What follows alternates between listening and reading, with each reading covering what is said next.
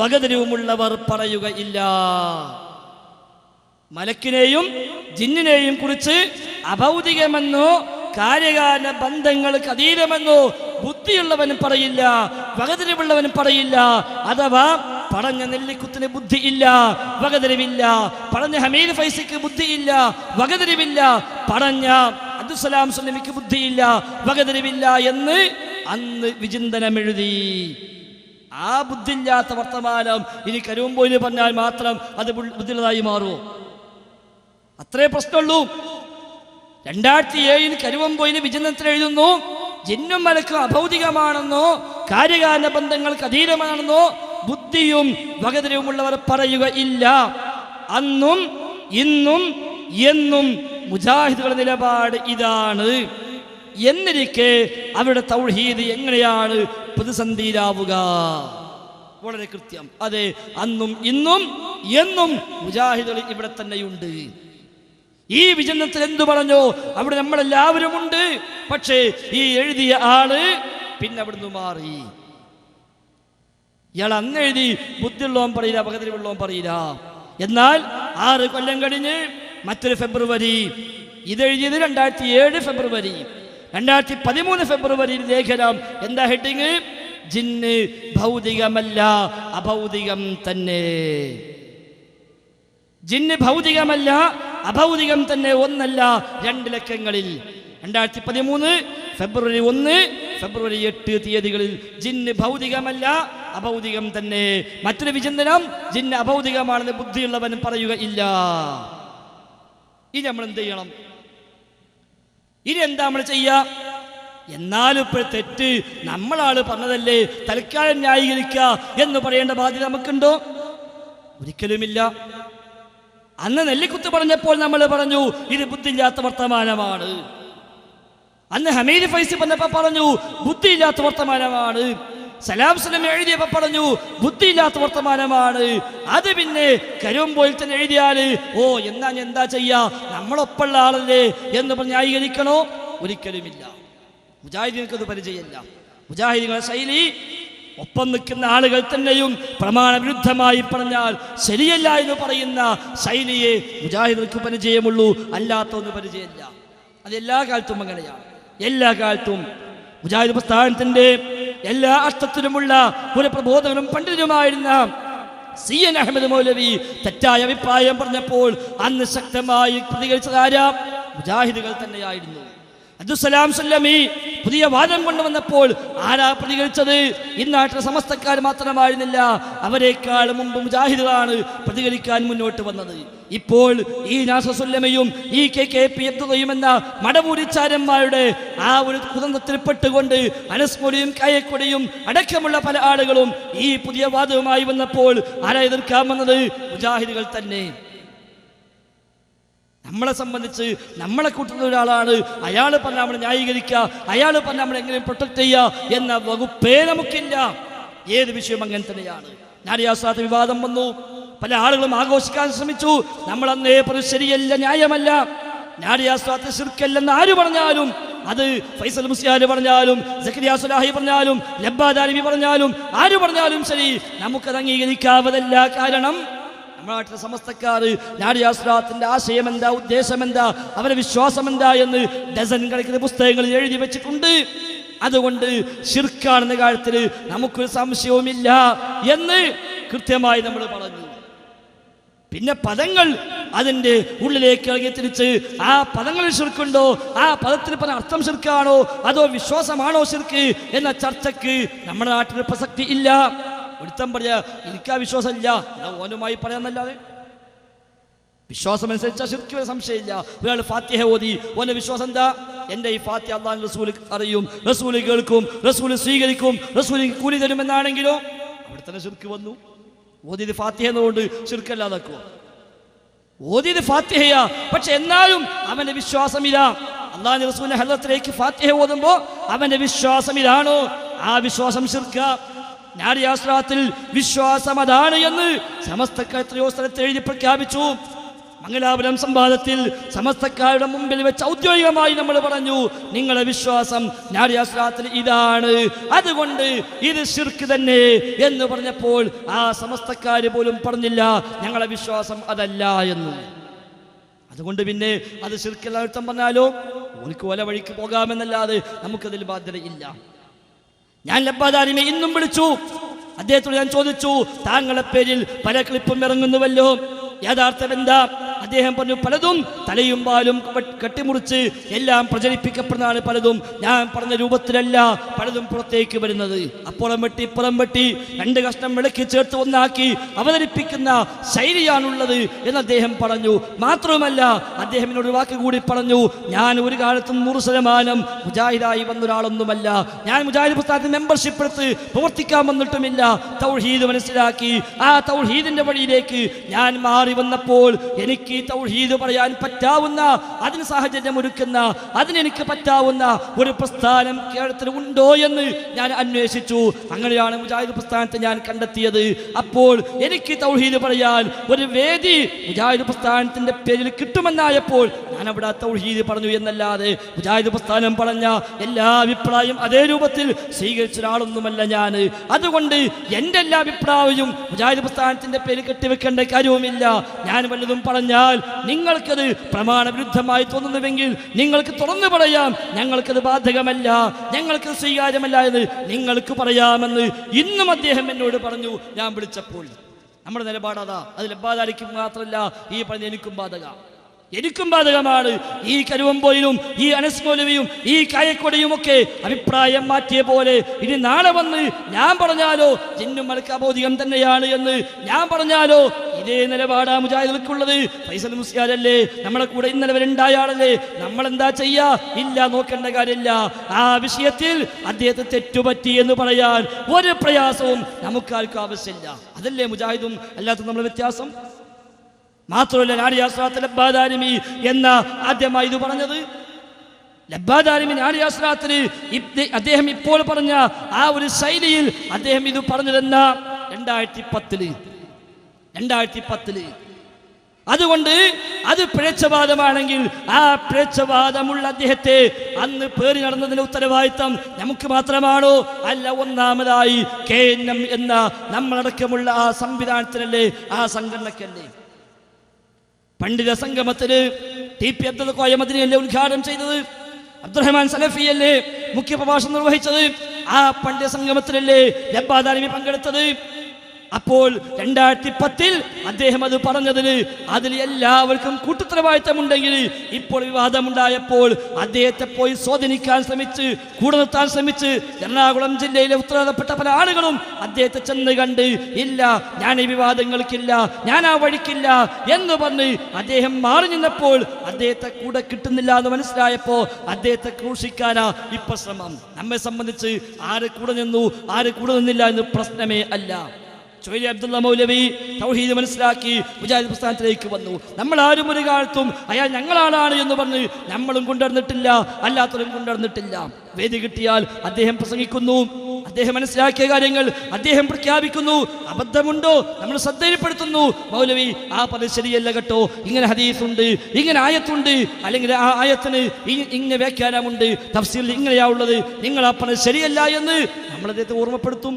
തിരുത്തുന്നില്ലേ? ശരി, അദ്ദേഹത്തെ വഴിക്ക് പോകാമെന്ന് നമ്മൾ പറയും.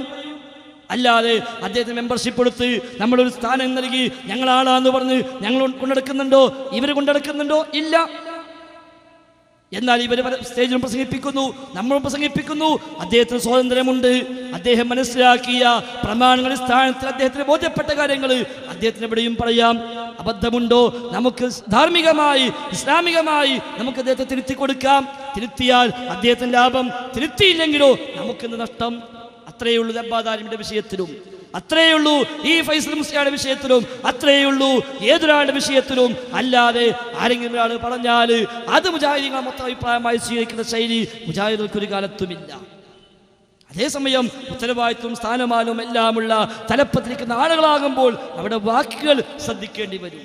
അതിൻ്റെ ഒരു ഔദ്യോഗിക സ്വഭാവം നൽകപ്പെടാൻ എപ്പോഴും സാധ്യതയുണ്ട്. എന്നാൽ ലബ്ബാദാരിമി അങ്ങനെ വന്ന ആളുമല്ല. ഞാൻ ഓർക്കുകയാണ്, മുമ്പ് അഹ്സനിമാരുമായി ലബ്ബാദാരിമി സംവാദം നടത്തിയല്ലോ ഇസ്തിഗാസ വിഷയത്തിൽ. ആ CD പുറത്തിറങ്ങുമ്പോൾ മുജാഹിദ് സുന്നി സംവാദം എന്ന് ലേബിന് കൊടുക്കാൻ തീരുമാനിച്ചപ്പോൾ അദ്ദേഹമാണ് പറഞ്ഞില്ല, അങ്ങനെ കൊടുക്കണ്ട, ലബ്ബാദാരിമിയും അഹ്സനിമാരുമായുള്ള സംവാദം എന്ന് കൊടുത്താൽ മതി.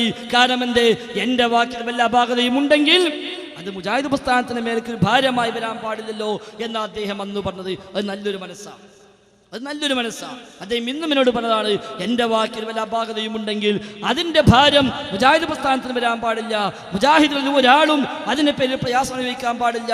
അതുകൊണ്ട് പ്രമാണവിരുദ്ധമായതുണ്ടോ നിങ്ങൾ ആരും ന്യായീകരിക്കണ്ട, നിങ്ങൾ ആരും സ്വീകരിക്കണ്ട, നിങ്ങൾ ബോധ്യപ്പെടുത്തി തരൂ, ഞാൻ അംഗീകരിക്കാം. ആ ഒരു മനസ്സാണ് നമുക്ക് എല്ലാവർക്കും വേണ്ടത്. ഏതായിരുന്നാലും സൂചിപ്പിച്ചത്, ഞാൻ ഈ വിഷയാവതരണം അവസാനിപ്പിക്കുകയാണ്, ചോദ്യത്തിലേക്ക് കടക്കണം. നമുക്ക് സൂചിപ്പിച്ചത് ഇവിടെ യഥാർത്ഥത്തിൽ ജിന്നും ശൈത്വാനും ഒന്നുമല്ല പ്രശ്നം, സിഹറും കണ്ണേറും ഒന്നുമല്ല പ്രശ്നം. മറിച്ച് മടവൂരി പാളയത്തിലേക്ക് ഈ പ്രസ്ഥാനത്തെ കൊണ്ടുപോകാനായി അവിടുന്ന് ഇങ്ങോട്ട് കൂട്ടിക്കൊണ്ടുപോകാൻ വന്ന ചില ചാരന്മാർ അവിടെ വേലകൾ വിജയിക്കുകയും ചില ആളുകൾ തങ്ങളുടെ മറ്റു ചില സ്വാർത്ഥ താല്പര്യങ്ങൾ സംരക്ഷിക്കാൻ ഇതൊരു പറ്റിയ അവസരമാണെന്ന് മനസ്സിലാക്കി ഈ ചാരന്മാരെ കൂടെ കൂടുകയും എന്നിട്ട് ആദർശം മാറ്റുകയും അതുവരെയും പറഞ്ഞു വെച്ച കാര്യങ്ങളെ മുഴുവനും അട്ടിമറിച്ചുകൊണ്ട് പുതിയ തലങ്ങളിലേക്ക് കടന്നു വരികയും അങ്ങനെ ജിന്നും മലക്കുമെല്ലാം അഭൗതികമാണെന്ന് മാറ്റിപ്പറയുകയും ചെയ്ത്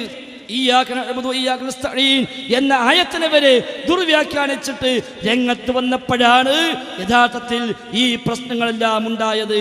അല്ലാതെ ഒരൊറ്റ മുജാഹിദും ഒരു വിജനപ്രദേശത്തെത്തിപ്പെട്ടാൽ യാ അല്ലാ എന്നല്ലാതെ യാ ഇബാദല്ലാ എന്ന് വിളിക്കാൻ ആലോചിക്കില്ല. അങ്ങനത്തെ ഒരു പ്രശ്നം പോലുമില്ല. അതേപോലെ ഒരു മുജാഹിദും ഒരു രംഗത്തും ജിന്നെ വിളിക്കാമെന്ന് വാദിക്കില്ല. എത്ര മാസങ്ങളായി ആരോപണവുമായി നടക്കുന്നു. പക്ഷേ ഒരു ക്ലിപ്പെങ്കിലും കാണിക്കാൻ കഴിഞ്ഞു? എവിടെയെല്ലാം പ്രസംഗിച്ചു, എത്രയെല്ലാം സ്ഥലത്ത് പരിപാടി വെച്ചു, എവിടെയെങ്കിലും ഒരു ക്ലിപ്പിട്ടില്ല ജിന്നിനെ വിളിക്കാമെന്ന് പറഞ്ഞ, ജിന്നിനെ തേടാമെന്ന് പറഞ്ഞ ഒരു ക്ലിപ്പെങ്കിലും ഏതെങ്കിലും ഒരു പണ്ഡിതന്റേത് വേണ്ട, ഒരു പ്രഭാഷകന്റേത് വേണ്ട, ഒരു പ്രവർത്തകന്റേതെങ്കിലും ഒരു ക്ലിപ്പ് കാണിച്ചിട്ട് ഇതാ ഇയാൾ ജിന്നിനോട് തേടാമെന്ന് പറഞ്ഞ ആളാണ് എന്ന് കാണിക്കാൻ കഴിഞ്ഞോ? ഇല്ല. ഇനി കഴിയുമോ? ഒരിക്കലുമില്ല. പക്ഷെ എന്നിട്ടും പുസ്തകം എഴുതി പ്രചരിപ്പിച്ചു, ആളുകൾക്ക് നേരെ ആരോപണവുമായി വന്നു. അതെ, വെസ്റ്റ് ജില്ലയുടെ പ്രസിഡന്റായി നമ്മളൊക്കെ തിരഞ്ഞെടുത്തിരുന്ന KC മുഹമ്മദ് മൗലവി മാറഞ്ചേരി അദ്ദേഹം എഴുതിയ ഒരു ചെറിയ പുസ്തകമുണ്ട് സമ്മേളനത്തിന്റെ ഭാഗമായി, ഇരുളിന്റെ ഇന്നലകളും ഇസ്ലാഹി പ്രസ്ഥാനവും എന്ന പുസ്തകം. ആ പുസ്തകത്തിന്റെ 19ാമത്തെ പേജിൽ അദ്ദേഹം എഴുതുകയാണ്. എന്താ എഴുതിയത്? യാ ഇബാദല്ലാ അഈനൂനി എന്ന വചനം ദുർബലമാണ്, അതുകൊണ്ട് അമൽ ചെയ്യാൻ പറ്റുകയില്ല എന്ന് അംഗീകരിച്ചവർ തന്നെയാണ് ഇതുകൊണ്ട് അമൽ ചെയ്യുന്നത്. ഇതെന്തൊരു വിരോധാഭാസമാണ്! എങ്ങനെ ദുർബലമാണ്, അമൽ ചെയ്യാൻ പറ്റൂല എന്ന് എഴുതിയവർ തന്നെ ഇതുകൊണ്ട് അമൽ ചെയ്യുന്നു. ആരാ അമൽ ചെയ്തത്? എവിടെയാ അമൽ ചെയ്തത്? ഈ ഇരിക്കുന്ന കൂട്ടത്തിൽ ആരെങ്കിലും ഈ ഹദീസ് പ്രകാരം അമൽ ചെയ്തു എന്ന് ബോധ്യപ്പെടുത്തിയാൽ അയാളോട് ആ ചെയ്ത് ശരിയല്ലെന്നും തെറ്റാണെന്നും ബോധ്യപ്പെടുത്താൻ ഞങ്ങളെല്ലാം സന്നദ്ധമാണ്. തിരുത്താൻ അയാൾ ഒരുക്കമില്ലേ?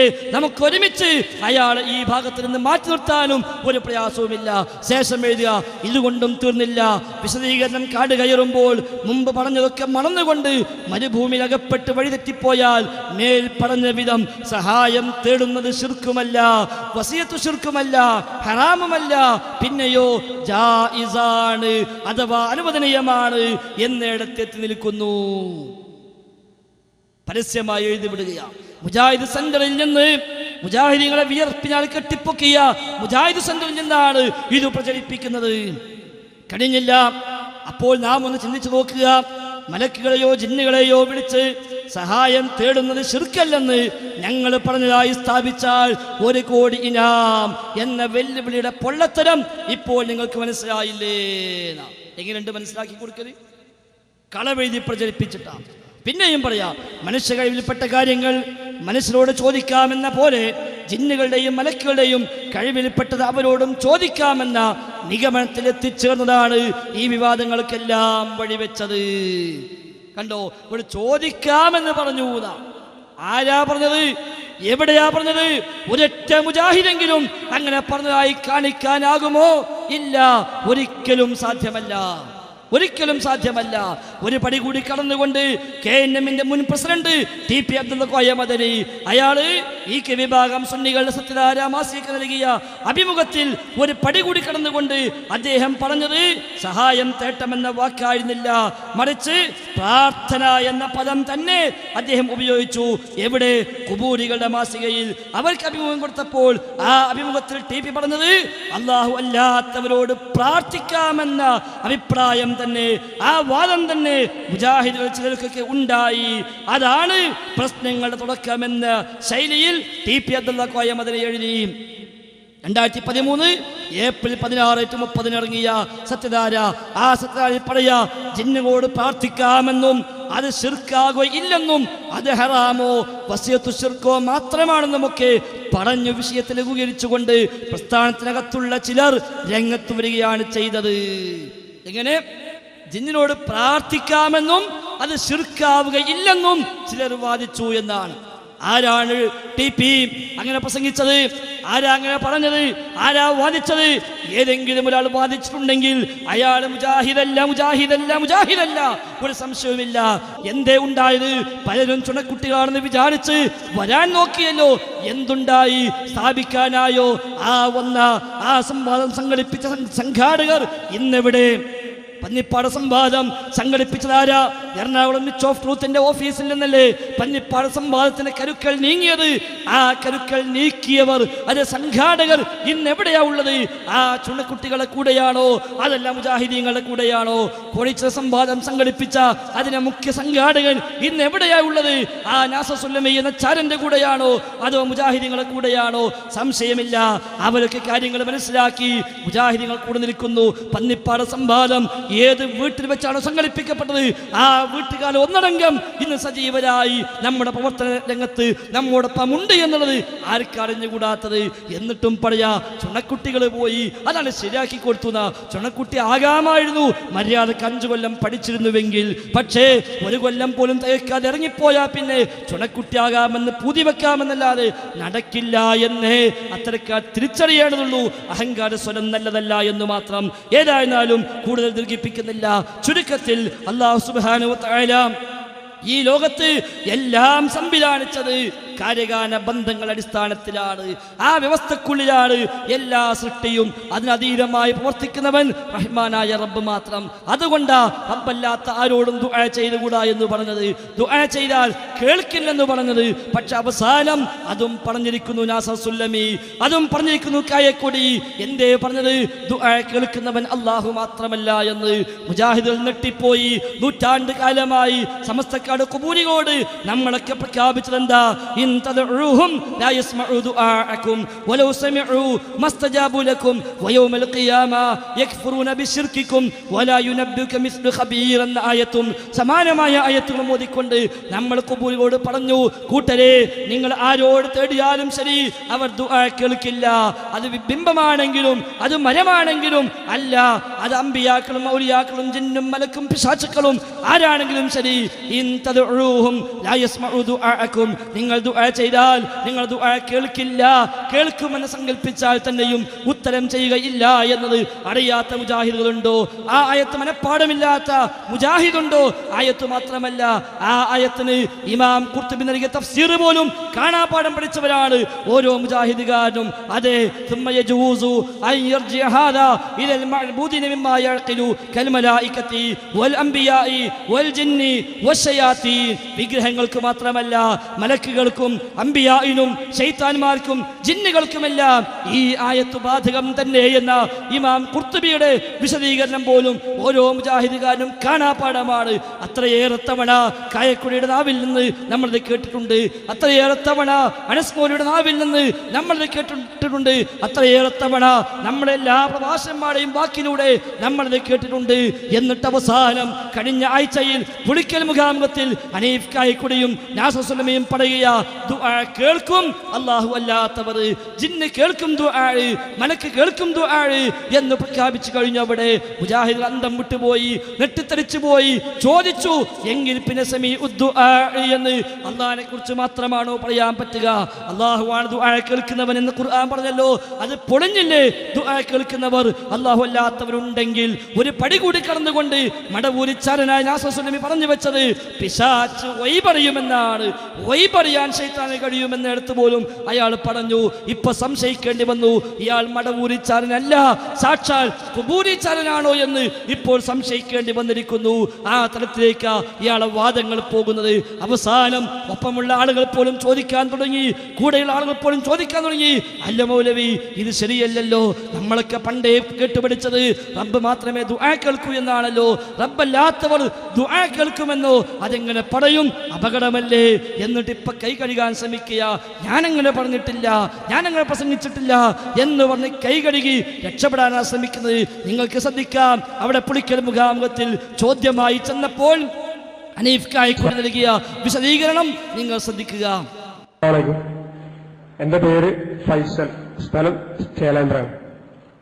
എനിക്ക് ചോദിക്കാനുള്ളത് 2-3 ചോദ്യം ചോദിക്കാനുണ്ട്. എന്നെ അവസരം തരികയാണെങ്കിൽ ചോദിക്കാമെന്ന് വിചാരിക്കുന്നുണ്ട്. ഒന്നാമതായി ചോദിക്കാനുള്ളത് നാസർ സുല്ലമിയോടാണ്. ഇപ്പൊ ഇവിടെ കുറച്ച് മുമ്പ് പറഞ്ഞു റക്കീബ് അത്തീദിന്റെ വിഷയം. റക്കീബ് അത്തീദിന്റെ വിഷയം നാസർ സുല്ലമിയും പറഞ്ഞു, കായക്കൊടിയും പറഞ്ഞു. അതില് റക്കീബ് അത്തീദ് വിശേഷമുള്ള മലക്കിനോട് ഞാൻ ഇവിടുന്ന് വിളിച്ച് ദുആ ചെയ്താല് ആ ദുആ റക്കീബ് അത്തീദ് വിശേഷമുള്ള മലക്ക് കേൾക്കോ കേൾക്കൂലേ?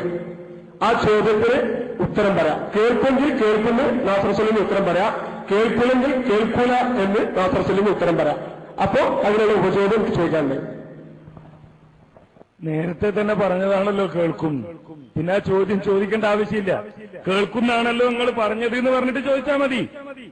റഖീബ് അതീദിനെ വിളിച്ചാൽ കേൾക്കും, റഖീബ് ദുആ കേൾക്കും, മലക്കുകൾ ദുആ കേൾക്കും, അതേപോലെ തന്നെ ജിന്നുകൾ ദുആ കേൾക്കും. പച്ചയായി പറഞ്ഞു, മലക്ക് ദുആ കേൾക്കും, ജിന്ന് ദുആ കേൾക്കും. എന്താ ഇതിന്റെ അപകടം? കേവലമായ ദുആയുടെ വചനം കേൾക്കുമെന്നാണോ? ഒരിക്കലുമല്ല. എന്തുകൊണ്ട്? ആ ചോദ്യം വരാൻ പശ്ചാത്തലമുണ്ട്.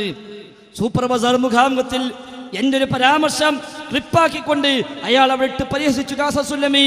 റഖീബ് അതീദ് അടക്കമുള്ള മലക്കുകൾ ദുആ കേൾക്കില്ല, ബാഹ്യമായ വിളി കേട്ടേക്കാം, കാരണം ദുആ ഖൽബിൽ നിന്നാണ്, അത് കേൾക്കാൻ റബ്ബിനെ കഴിയൂ എന്ന് ഞാൻ അവിടെ വിശദീകരിച്ചു. ദുആയുടെ പദം ആർക്കും കേൾക്കാം. അപ്പൊ ഞാൻ ദുആ ചെയ്യാം, അല്ലാഹുമ്മ ഗ്ഫിർലി, നിങ്ങളൊക്കെ കേട്ടു, നിങ്ങളെല്ലാവരും കേട്ടു, അതിനർത്ഥം നിങ്ങൾക്ക് ദുആ കേൾക്കുന്നവരാണ് എന്നാണോ? നിങ്ങൾക്ക് സമീഉ ദുആ ആണ് എന്നാണോ? അതൊരാളും പറയില്ലല്ലോ. നേരെ മറിച്ച് ദുആ കേൾക്കുന്നവൻ അല്ലാ എന്ന് പറയുമ്പോൾ ഈ കേൾവി അല്ലല്ലോ ഉദ്ദേശം, ഇതിനപ്പുറമുള്ള കേൾവിയാണ്. ആ കേൾവി റബ്ബിനെ ഉള്ളൂ, അതൊരു പടപ്പിനുമില്ല എന്ന് ഞാൻ വിശദീകരിച്ചപ്പോൾ ആ ക്ലിപ്പിട്ട് നാസർ സുല്ലമി പരിഹസിച്ചു. അപ്പോഴാ ചോദ്യം വന്നത്, എങ്കിൽ പിന്നെ ദുആ കേൾക്കുമെന്നാണോ നിങ്ങൾ വിശ്വാസം? അതെ, കേൾക്കുമെന്നാണ് പറഞ്ഞത്, ദുആ കേൾക്കുമെന്നാ പറഞ്ഞത്, അല്ലാതെ ഞാൻ വിളി കേൾക്കുന്നേ പറഞ്ഞിട്ടുള്ളൂ എന്ന് പറഞ്ഞ് ഇപ്പൊ രക്ഷപ്പെടാൻ കഴിയില്ല. നാട് നീളെ വ്യാപകമായി സ്വന്തം ആളുകൾ പോലും പ്രതിഷേധവുമായി രംഗത്തിറങ്ങി. പുളിക്കൽ അവർ നടത്തിപ്പോയിട്ട് നമ്മൾ ശേഷം അതിന് വിശദീകരണം നൽകിയിട്ട് പിന്നെ അവിടെ ഒരു മറുപടി ഇല്ല, ഇതുവരെ ഉണ്ടായിട്ടില്ല, ഇനി ഉണ്ടാകുമോ എന്നറിയില്ല. ആ രൂപത്തിന് അവർക്കിത് പ്രയാസം സൃഷ്ടിച്ചു. എന്താ സഹോദരന്മാരെ ഇതിനൊക്കെ അപകടം? ജിന്നും മലക്കും ദുആ കേൾക്കുമെന്ന് എടുത്തവരെ ഈ വാദങ്ങൾ എത്തിപ്പെട്ടു. അവിടെയും നിൽക്കില്ല, ഇനിയും അതിനപ്പുറത്തേക്ക് പോകും. ഓരോ CD പുറത്തിറങ്ങട്ടെ. എന്തേ ഇറക്കാത്തത്? ഞങ്ങൾ ധാരാളം മുഖാമുഖം നടത്തി, ഏകദേശം 100 തികയാൻ പോകുന്നു. 1, 2, 3 മുഖാമുഖങ്ങൾ കൂടി ആയാൽ 100 തികഞ്ഞു. അൽഹംദുലില്ലാ. ആ മുഖാമുഖങ്ങളുടെ മുഴുവൻ CD ലഭ്യമാണ്. എന്നാൽ നിങ്ങൾ നടത്തിയ മുഖാമുഖങ്ങളുടെ CD എവിടെ? കിട്ടുന്നില്ലല്ലോ. പുളിക്കൽ മുഖാമുഖം നടത്തിയപ്പോൾ ഞങ്ങൾ ചോദിച്ചു, നിങ്ങൾക്ക് ധൈര്യമുണ്ടോ ഒരു എഡിറ്റിംഗും ഇല്ലാതെ ആ CD അതേ രൂപത്തിൽ ഇറക്കാൻ ധൈര്യമുണ്ടോ ചോദിച്ചു. ഇറങ്ങിക്കണ്ടില്ലല്ലോ. അതുകൊണ്ടാണ് ഞങ്ങൾക്ക് അതിന് ഓഡിയോ ക്ലിപ്പ് ഇടേണ്ടി വന്നത്. എല്ലാ സ്ഥലത്തും അങ്ങനെ തന്നെയാ. ഇവിടെ നിന്ന് പ്രസംഗിച്ചു പോയ നാസർ സുല്ലമി, ഞങ്ങൾ ചോദിക്കട്ടെ, ഒരു എഡിറ്റിംഗും ഇല്ലാതെ ഒന്നും കട്ട് ചെയ്യാതെ അതേ രൂപത്തിൽ ആ CD ഇറക്കാൻ ധൈര്യമുണ്ടോ? എന്നാൽ ഞങ്ങളെ ഒട്ടുമിക്ക CD-കളും ലഭ്യമാണ്. ആര് പ്രസംഗിച്ചതും ആര് പ്രചരിപ്പിച്ചതും കണ്ടോ നിങ്ങൾ? പുറത്ത് CD വിൽക്കുന്ന ഒരുപാട് കേന്ദ്രങ്ങൾ, ഒരുപാട് സ്റ്റാളുകൾ, അവിടെയെല്ലാം CD-കൾ നിറഞ്ഞിരിക്കുന്നു. ഏത് CD വാങ്ങണമെന്നറിയാതെ ആളുകൾ ആശയക്കുഴപ്പത്തിൽ അത്രയേറെ CD ഈ വിഷയത്തിൽ. എന്നിട്ടും പറയാ മൂവാറ്റുപുഴ പുളിച്ചെഴുത്ത് CD ഇറങ്ങിയില്ല എന്നാ. എത്ര കോപ്പിയാ വേണ്ടി പറഞ്ഞാൽ മതി, കൊടുത്തയക്കാൻ തയ്യാറാ. പണം തരണമെന്നുമില്ല. എത്ര കോപ്പി വേണം നിങ്ങൾക്ക്? 50 കോപ്പി വേണോ, 100 കോപ്പി വേണോ, എത്ര കോപ്പി വേണമെന്ന് എണ്ണം പറഞ്ഞാൽ ഇൻഷാ അല്ലാഹ് കൊടുത്തയക്കാം എന്നിറങ്ങി ആ CD. ഇവിടെ തന്നെ കഴിഞ്ഞ എത്ര പരിപാടികൾ ആ CD വിൽപ്പനക്കുണ്ടായി. ഇന്നുമുണ്ട് ഇവിടെ ആ CD വിൽപ്പനക്ക്. എന്നാലും പറയാ ആരെങ്കിലും വിശ്വസിച്ചാലായല്ലോ എന്നുകൊണ്ടായിരിക്കാം മൂവാറ്റുപുഴ സംവാദ പൊളിച്ചെഴുത്തെന്ന പേരിൽ സക്കരിയ സ്വലാഹി നടത്തിയ പരിപാടി CD ഇറക്കിയില്ല. നാസസുല്ലമി CD വേണോ പറഞ്ഞാൽ പോരെ, നിങ്ങൾ പണം കൊടുത്ത് വാങ്ങുന്നുണ്ടാവില്ല, അതുകൊണ്ട് CD ഇറങ്ങിയിട്ടില്ല എന്ന് പറഞ്ഞാൽ അത് ന്യായമല്ല എന്നേ സൂചിപ്പിക്കാനുള്ളൂ. ഏതായിരുന്നാലും മുജാഹിദ് പ്രസ്ഥാനം 100 കൊല്ലം ഏത് ആദർശത്തിലാണോ ഇതുവരെയും പ്രവർത്തിച്ചു പോകുന്നത് അവിടെ തന്നെ 100% നമ്മളൊക്കെയും നിൽക്കുന്നു. ഒരു ഹർഫ് പോലും ആ രംഗത്ത് മാറ്റേണ്ടി വന്നിട്ടില്ല, മാറ്റുന്ന പ്രശ്നവുമില്ല. അതേസമയം അഭൗതികമാണെന്ന് ബുദ്ധിയുള്ളവനും പറയില്ല എന്ന് എഴുതിയ അതേ ആളുകൾ തന്നെ ബുദ്ധിയില്ലാത്ത എഴുത്ത് പിന്നെ ആരംഭിച്ചു. അതേ വാരിക തന്നെ അത് പ്രസിദ്ധീകരിച്ചു. ഓരോന്നും എണ്ണി പറഞ്ഞാൽ ധാരാളം നമുക്ക് ആ രംഗത്ത് കാണാൻ കഴിയും. അതുകൊണ്ട് നാം കാര്യങ്ങൾ മനസ്സിലാക്കുക, വിഷയങ്ങൾ പഠിക്കുക. ഇത് യഥാർത്ഥത്തിൽ ഫിത്നയായിരുന്നു. ശരിക്കും പ്ലാൻ ചെയ്ത് കൊണ്ടുവന്ന, വളരെ കൃത്യമായി ആസൂത്രിതമായി നീ നടപ്പാക്കാൻ ശ്രമിച്ച ഒരു ഫിത്നയുടെ ഭാഗമാണ് യഥാർത്ഥത്തിൽ ഇത്. അല്ലാതെ ഇത് പ്രശ്നം ജിന്നല്ല, ഇത് പ്രശ്നം ശൈത്താനല്ല, ഇത് പ്രശ്നം ഭൗതികം അഭൗതികമല്ല, മറ്റു പലരുടെയും ഭൗതിക പ്രശ്നമായിരുന്നു എന്ന് നമുക്ക് ഇപ്പൊ മനസ്സിലാകുന്നു. അതുകൊണ്ട് യാഥാർത്ഥ്യങ്ങൾ തിരിച്ചറിയുക, ദഅ്വാ മേഖലയിൽ നമ്മൾ മുന്നേറുക. വിവാദങ്ങൾ ഉണ്ടാകുമ്പോൾ, പ്രശ്നവും പ്രയാസമുണ്ടാകുമ്പോൾ വിഷയങ്ങൾ പഠിക്കാനായി അവസരം ഉപയോഗിക്കുക. അല്ലാതെ ദഅ്വത്ത് നിർത്തി പ്രവർത്തനം അവസാനിപ്പിച്ച് എല്ലാം ഒഴിവാക്കി ചടഞ്ഞുകൂടിയാൽ നഷ്ടം നമുക്ക് തന്നെയാണ്. ആരോപണങ്ങൾ എമ്പാടുമുണ്ടാകും, ആക്ഷേപങ്ങൾ എമ്പാടുമുണ്ടാകും, പ്രശ്നവും പ്രയാസവും ധാരാളം ഉണ്ടാകും. അതിനെയും ഉണ്ടായിക്കൊണ്ടേയിരിക്കും. അത് ഖിയാമത്ത് വരെ അങ്ങനെ തന്നെ തുടരുകയും ചെയ്യും. പക്ഷേ അതിൻ്റെ ഇടയിൽ നമ്മുടെ പരലോകം നഷ്ടപ്പെടാതിരിക്കാൻ നമ്മൾ ശ്രമിക്കുക. സ്വർഗത്തിലേക്ക് എത്തണമെന്ന വാശി നമ്മൾ കാണിക്കുക. തൗഹീദും ഹഖും എന്താണെന്ന് ബോധ്യമാകാനുള്ള തൗഫീഖിന് വേണ്ടി നമ്മൾ പ്രാർത്ഥിക്കുക. കൂട്ടത്തിൽ റബ്ബിനോട് മനമുരുകി നമ്മളൊക്കെ നിർവഹിക്കേണ്ടുന്നൊരു പ്രാർത്ഥന, അല്ലാഹുവേ ഈ ഫിത്നകൾ, ഈ ഫസാദുകൾ ആരാണോ ഇതിനെല്ലാം കാരണക്കാരായവർ, മുജാഹിദുകൾ തമ്മിൽ തല്ലിച്ച, മുജാഹിദുകൾ പ്രശ്നങ്ങൾ ഉണ്ടാക്കിയ, മുജാഹിദുകൾ ധാരാളം സ്ഥാപനങ്ങൾ നശിപ്പിക്കാൻ ഹേതുവായി മാറിയ, അതെ ഈ നാട്ടുകാരുടെ പ്രത്യേകം പറയേണ്ട ആവശ്യമില്ല. ബുസ്താനുൽ ഉലൂം എന്ന് പറയുന്ന ഈ സ്ഥാപനത്തിൻ്റെ തളർച്ചയും വളർച്ചയും അടുത്ത തളർച്ചയും എല്ലാം നേരിൽ കണ്ടവരാണല്ലോ ഈ നാട്ടുകാർ. ഒന്നുമില്ലാതെ കൊല്ലങ്ങളോളം നിർജീവമായി കിടന്ന അവസ്ഥയിൽ നിന്ന് അതെങ്ങനെ സജീവമായി എന്നും ആര് സജീവമാക്കി എന്നും പിന്നെ അത് ആരുടെ കൈകളിലേക്ക് പോയപ്പോഴാണ് വീണ്ടും നിർജീവാവസ്ഥയിലേക്ക് വഴിമാറിയത് എന്നും നേർക്ക് നേരെ കണ്ടു ബോധ്യപ്പെട്ട നാട്ടുകാരാണല്ലോ ഈ നാട്ടിലുള്ളത്. എന്നിട്ടും പ്രചരിപ്പിക്കുക. ആ കോളേജ് ജിന്ന് കോളേജാക്കാൻ ശ്രമിച്ചു, ജിന്ന് കേന്ദ്രമാക്കാൻ ശ്രമിച്ചു.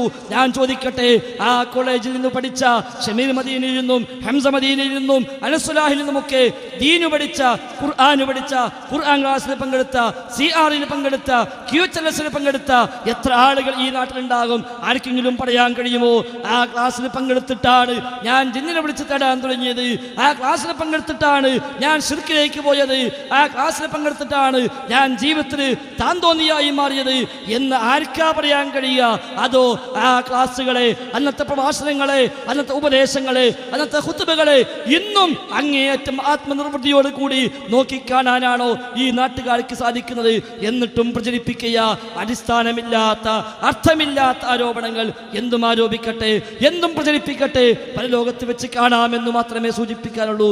അതുകൊണ്ട് നമ്മളൊക്കെ പ്രാർത്ഥിക്കണം, റഹ്മാനായ റബ്ബേ ഈ ഫിത്നകൾ, ഈ ഫസാദുകൾ ആരുണ്ടാക്കിയാലും ശരി, സ്ഥാപനങ്ങളെല്ലാം നശിപ്പിക്കാൻ ഹേതുവായി മാറിയ, പള്ളികൾ മിക്കവാറും നിർജീവമായി മാറാൻ ഹേതുവായി മാറിയ, കുടുംബങ്ങൾ ചിന്തയുണ്ടാക്കാൻ ഹേതുവായി മാറിയ ഈ ഫിത്നകൾ ആരുടെ തലയിൽ നിന്നാണ് ഉണ്ടായത്?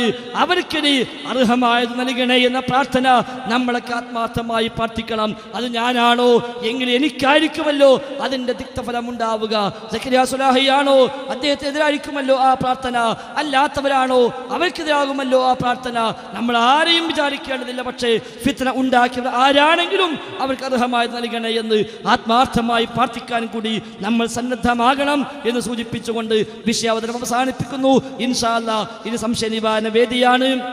ബഹുമാന്യനായ ലത്തീഫ് സുല്ലമിയുണ്ട്, മുജാഹിദ് ബാലുശ്ശേരിയുണ്ട്, അഷ്റഫ് സുല്ലമിയുണ്ട്. ഞങ്ങൾ ആരെങ്കിലും ഒക്കെ ഇൻഷാ അല്ലാഹ് ആ സെഷൻ കൈകാര്യം ചെയ്യാം. എപ്പോഴും എല്ലാ മുഖാമുഖങ്ങളിലും സൂചിപ്പിക്കാതെ പോലെ വിഷയങ്ങൾ പഠിക്കാനുള്ള അവസരമായിട്ടാണ് ഇതിനെ കാണേണ്ടത്. തർക്കിക്കാനും ജയിക്കാനും തോൽപ്പിക്കാനുമുള്ള ഒരു വേദി അല്ല. അത്തരം വേദികൾ ഞങ്ങൾക്കാർക്കും താല്പര്യവുമില്ല. അങ്ങനെ തോൽപ്പിക്കാൻ ഉദ്ദേശിച്ച് വന്നവരുണ്ടെങ്കിൽ ഞങ്ങൾ ആദ്യമേ ആ തോൽവി സമ്മതിക്കുന്നു, പരാജയം സമ്മതിക്കുന്നു. അവരുമായി ഏറ്റുമുട്ടി ജയിക്കാൻ ഞങ്ങളില്ല എന്ന് ആദ്യം തന്നെ പറഞ്ഞാൽ പിന്നെ അവർക്ക് പോകാമല്ലോ. നേരെ മറിച്ച് വിവാദങ്ങൾ ഉണ്ടായപ്പോൾ പല പ്രസംഗങ്ങളും കേട്ടു, പല ഖുത്ബയും കേട്ടു, പല ലേഖനങ്ങളും വായിച്ചു, പലയിടത്തുനിന്നും പലതുമായി മനസ്സിലേക്ക് എത്തി.